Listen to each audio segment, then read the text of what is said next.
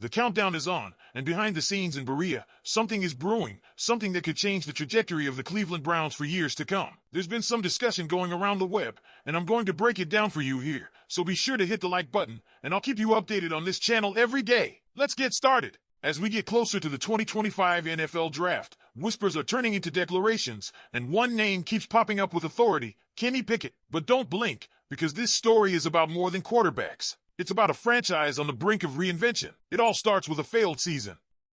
A 3-14 disaster that left scars on the locker room, the front office, and the Dawg Pound. Owner Jimmy Haslam and coach Kevin Stefanski aren't mincing their words anymore. They know the roster needs an infusion of talent. This isn't about plugging holes, it's about rebuilding the foundation. Enter Mary Kay Cabot, the Browns' most respected voice, and she's sounding alarm bells. Speaking to 92.3 The Fan, she didn't hesitate to outline what the team should prioritize in this draft. Surprisingly, it wasn't just about quarterbacks or edge rushers. It was about the running game, specifically finding the next big player for the Browns' backfield. According to Cabot, a running back should be a high priority, even if it's not in the first round. Think about that for a second. With Deshaun Watson's futures uncertain and Joe Flacco approaching the twilight of a storied career, the logical focal point might have been quarterback. But Cabot made it clear, while Cleveland needs a quarterback of the future, the running back position has become an overlooked hole that needs to be addressed now, preferably on day 2 of the draft. The options? Oh, they're rich. From Ohio State's Tre'Veyon Henderson to the versatile Trevor Etienne, whose injury last season masked his true 3-down potential, this class is deep with talent. Even middle-round prospects like Caleb Johnson and Dylan Sampson are flashing the kind of skill sets that match the Browns' offensive blueprint. And yet, there's something else stirring in the QB room, something that could redefine expectations overnight. While most assume Joe Flacco will take the first snaps in training camp, there's a growing belief that Kenny Pickett isn't just in Cleveland to hold a clipboard. Cabot dropped a bombshell. Pickett, not Flacco, might actually be the frontrunner. Let's be real, when the Browns traded for Pickett, it raised eyebrows. A former first-rounder who never quite settled in Pittsburgh, Pickett struggled under instability, a mid-season coaching shuffle, and inconsistent receiver play. But Cleveland sees something different.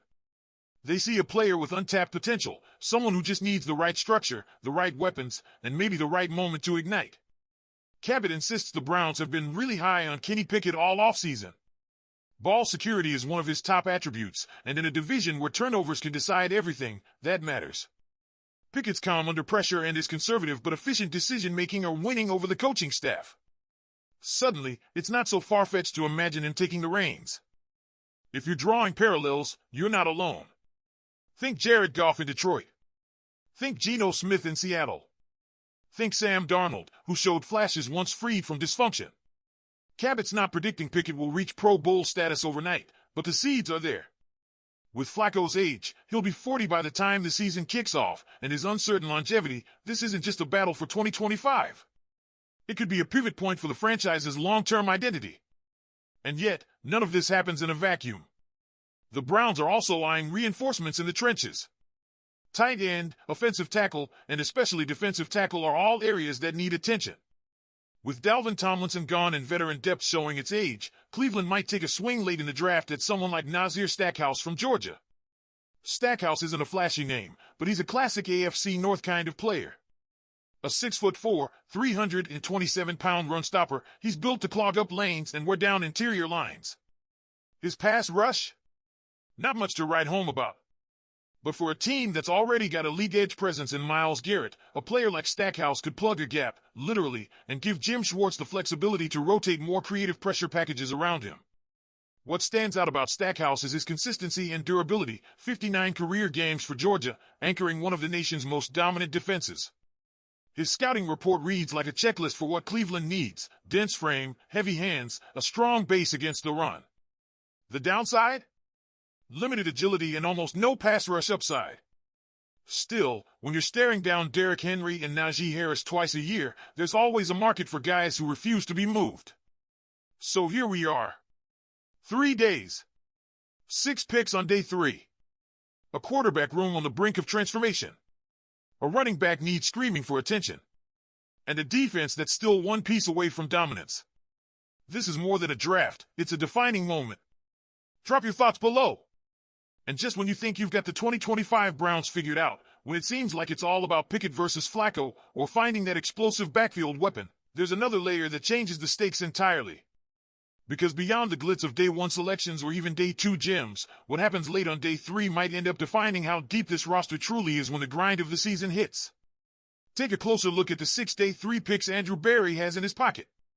Those aren't throwaway selections. That's ammo. That's where teams like San Francisco and Baltimore build depth that quietly wins them playoff games. Cleveland? They've got a chance to do the same. Stackhouse is just one name in that pool, but what he represents is even bigger, a shift in how the Browns view foundational talent. You want flash, sure, but you also want grit. Guys who can play 20 to 25 snaps a game and not break down. Players who don't need to light up the stat sheet but can wreck a 3rd and 1 in December when it's 20 degrees and everything's on the line. And don't think the front office isn't calculating every move with that mindset. Berry has been laser-focused on fit, especially on the defensive front. With Shelby Harris and Malik Collins aging and Mike Hall Jr. still proving himself, they need rotational power. Stackhouse might not scare opposing quarterbacks, but he can gum up the middle long enough for Garrett and Z to feast on the edges. Meanwhile, Flacco? He's not going to give up. His 2023 comeback wasn't just a feel-good story, it was a clinic. 4 straight 300-yard games. A 4-1 record. And a postseason berth that seemed impossible when he arrived. He still has the arm, he still reads defenses like a master, and that locker room? They believe in him. What this means is that the Browns are in a rare situation, 2 capable quarterbacks, each with something to prove, each with a path to the starting role. Pickett may be the future, but don't doubt Flacco's ability to hold the present together. Either way, Cleveland is isolated. If one falters, the other steps in. That's not just depth, it's advantage. And let's not forget the tight end discussion. Another piece of the puzzle. This offense thrives on versatility, and right now, they need someone behind David Njoku who can block, catch, and create unbalanced plays. Don't be surprised if Berry targets a hybrid player in the later rounds, someone who can develop into a full-time role. This is the Browns' time to recalibrate, reload, and redefine what's possible in 2025. The draft isn't just about names on a board, it's about sending a message. That last year's collapse won't define them. That this battered roster still has momentum going for it. So now we throw it to you, Dawg Pound. If the Browns draft Kenny Pickett as their starter, do you trust him to deliver? Are Trevor Etienne or Travion Henderson your dream backfield pick? Or should the front office go with a new tight end or a trench warrior like Stackhouse? I want to hear your thoughts. And don't forget to like, subscribe, and turn on notifications so you don't miss a beat. Go Browns!